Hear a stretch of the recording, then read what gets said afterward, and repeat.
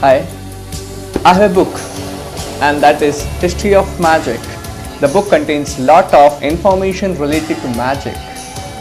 Apart from information, there is magic in it.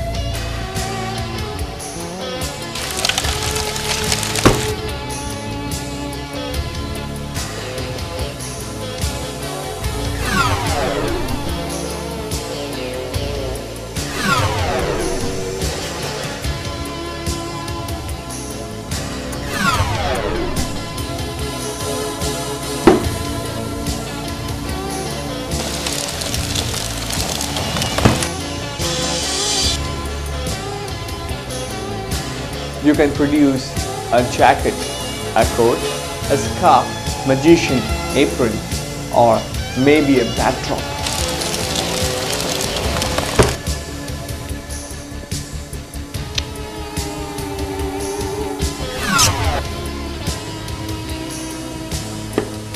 It's a soft toy for kids.